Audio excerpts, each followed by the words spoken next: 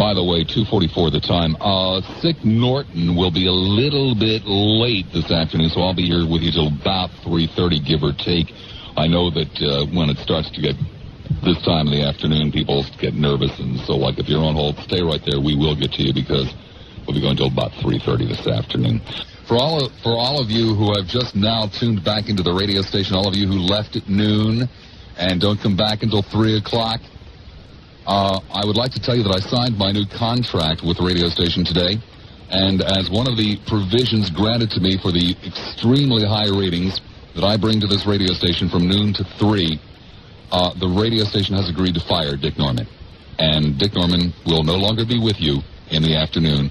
It will be my show from noon until 6. So, you know, if you're one of these people that normally tunes out and doesn't come back until 3 o'clock, Norton is gone. Okay?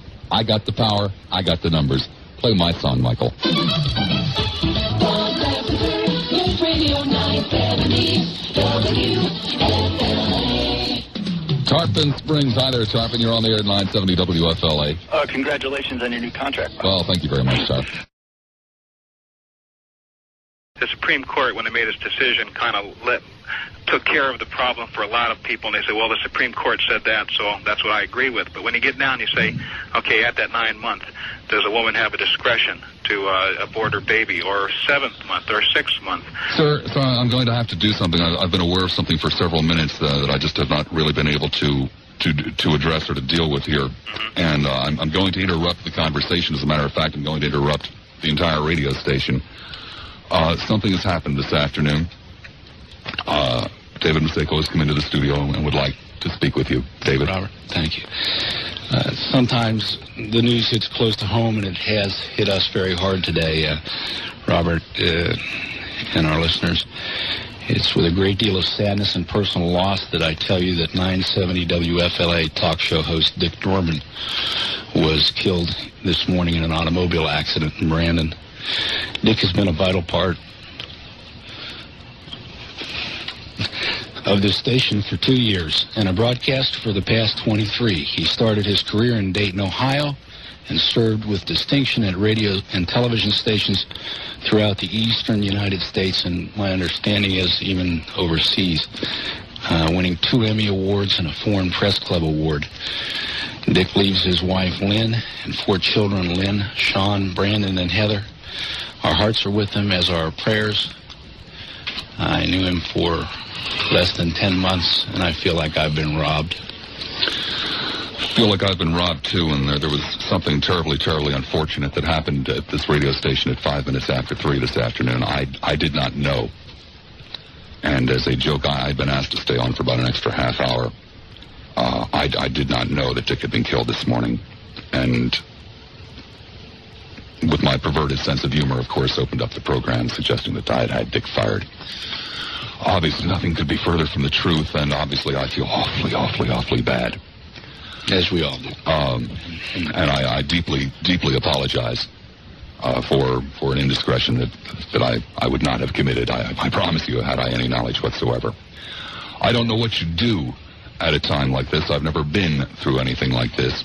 I would like to stay, if I might behind the microphone here, and would welcome anybody to come in, and would welcome anybody who wanted to reflect on Dick Norman. I met Dick about a year and a half ago. He was the one that brought me to this radio station from WPLP.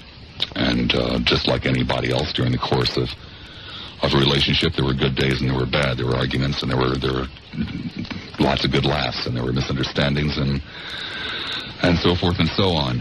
I had a great deal of respect for that man. I never really knew where the hell he was coming from politically on the air. But I had a hell of a lot of respect for him. He was a good broadcaster, a good man. I met his wife. I've seen his children.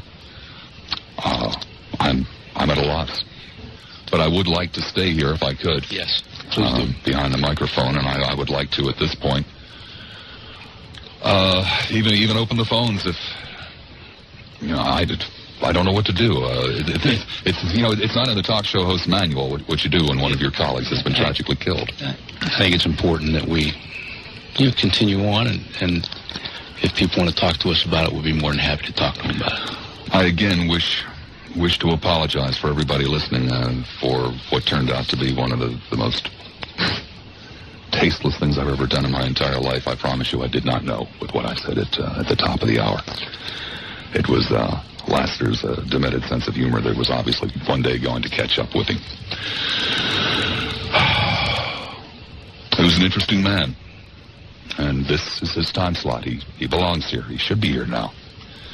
And he won't be here today, and I'm sorry to say he won't be here any day from now on, and that's a great loss. We've never had a colleague killed here at the radio station before. Captain Mel Berman is sitting here in the studio with me. Some other people will come through, I would imagine, during the course of the afternoon, and I have asked to sit here and be with you where Dick would have normally been with you. And try to figure out how to get through this, because it's a terrible, terrible shock to those of us here. Captain, there ain't no rules today. I'll tell you, it took everybody's breath away, and everybody's walking around in a very severe state of shock here at the radio station.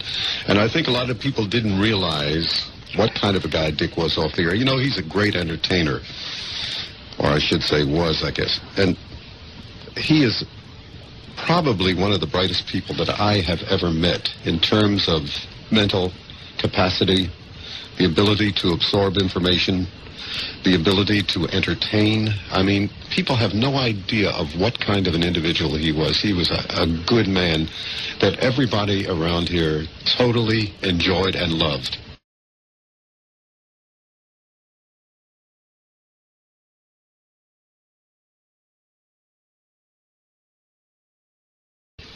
Charlie Davis is with me here in the studio. We have more details about something that has touched each and every person in this radio station very, very tragically, and obviously many of you.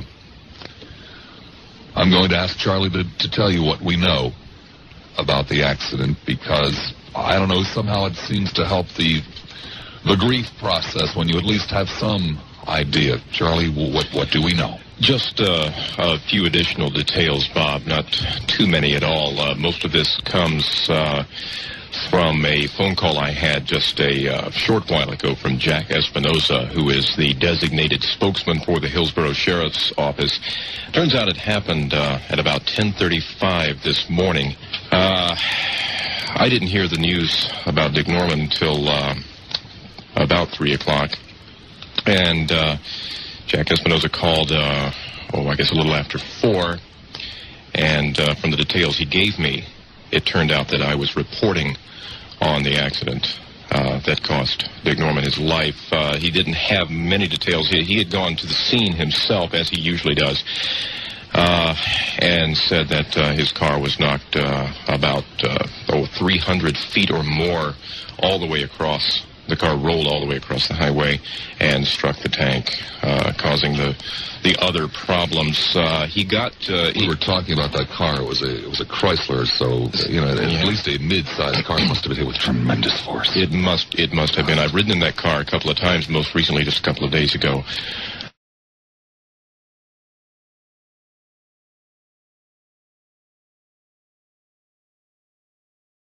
Hi, citizens.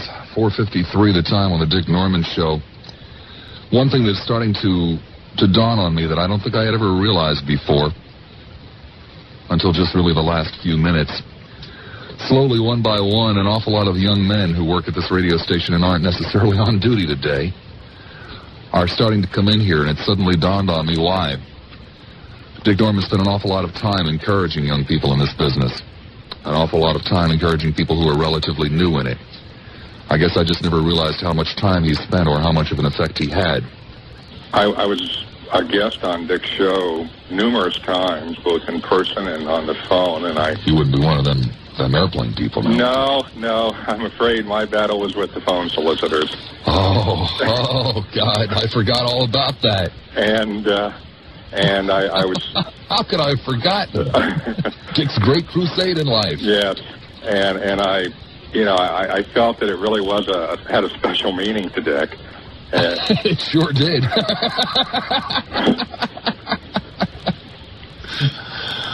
It sure did. He hated those phone solicitors. I wonder if maybe they'd be kind enough to stop listening for a minute or so tonight in memory, huh? Dave in Tampa. Hi, Dave. You're on the air. Hi, Bob. Hi. Dave Sweat here. I just found out myself about 20 minutes ago. I heard a news piece on 105, and I'm still really kind of shook up. It pleases me to hear some laughter. It stopped the tears for a moment from me. Well, that was one of the nice things about Dick Norman, is that when he was around, you didn't have to wait terribly long before there'd be some giggles somewhere. Yeah. Dick gave me my job at FLA a little more than a year and a half ago. Mm-hmm. I left there about a month or two ago, and I started to think. I said goodbye to damn near everybody, but I don't think I said goodbye to Dick. I said goodbye to you. Yeah, I remember the day. Goodbye to Mike and Sue and Bob and everybody in the news. I don't think I ever said goodbye. Well, you didn't think you were going to have to say goodbye, David. Life is like that sometimes. Things happen that you cannot reasonably anticipate. And while it may be sad, it's part of living. Yeah. And with a little bit of luck, you'll learn and grow from the experience, and there won't be a next time when you don't say goodbye. Because now you know that you just don't know what's going to happen. There is no future. There's only right here and right now, and you've got to deal with it the best you can, because you just can't guarantee the next minute. Uh-huh. Thank you, David. Thank you, Bob.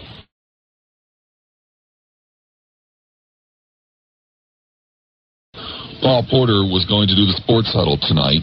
Between 6 and 8, Ted Webb was going to take the afternoon off. As a matter of fact, he is taking the afternoon off. But it's kind of next to impossible when you've lost a good friend and a colleague to be talking about sports. So it's also kind of next to impossible when you're sitting down for the first time doing the talk show at a station like Paul Porter is going to do in a few minutes. So we have decided to keep the phone lines open, to let you talk about Uncle Dick, and to let you share any thoughts that you might wish to share on this very, very sad occasion for us, and we're coming to understand a very sad occasion for many of you. So if you would please be very kind to Paul as he takes over here in a few minutes. And please be kind to Uncle Dickie, too. Uncle Dickie used to listen to the sports huddle, and I understand sometimes he used to hang around out there in the hall when it was going on. And he really did, Bob, and I know you're right up against the clock once again, but I just wanted to quickly add that when I came over here from the other station, as you know, I felt very uneasy because all these people that I had listened to, Dick Norman and all the enemies, man. Yeah, they were all the enemies, and here I was, the enemy, coming over to the other camp, and Dick Norman was the one who came up to me and said, you know, we've got the best news department now. We've got everybody we want. Of course, Don Richards came over here, and myself. And well, the damn man should have walked around with pom-poms on and a short skirt and bobby socks because he was the cheerleader. Yeah. He really made me feel welcome, and he made me feel like I belonged here, and I never forgot that, and I always thank Dick Norman for that. I can't talk about sports. This isn't a night for sports. As much as I love sports, we're not going to talk sports tonight. Just wouldn't be right. An old sport passed on today. And, yeah. It's his day, I guess. We'll call it the Dick Norman Memorial Sports Huddle tonight. See, if it wasn't for Dick Norman, I probably wouldn't be here tonight. It was Dick Norman that went to bat and talked to me and negotiated with me and brought me over from that other place. So in many ways, it's an honor to have done the last Dick Norman show because he's responsible for my being here. It's not the show I wanted to do. I can think of a lot of others I'd rather do. But since Dick couldn't be here to do it himself, I feel privileged that they allowed me to do it. All all of the things that I talk about, all of the times that I pat myself on the back, and all of the glory, be it real or imagined, that I speak of, Dick Norman, directly or indirectly, is responsible for. I shall never forget that. I shall never quite forget the way that the people in this building behaved tonight, this afternoon, when they heard the news. I shall never forget how much of an effect this man has had on the people in this building, more so than, frankly, I realized. And so if you will allow me to ask Michael to play something that, frankly, I don't like. I don't like the jingles. But I can't think of anything I'd rather hear on the last Dick Norman show.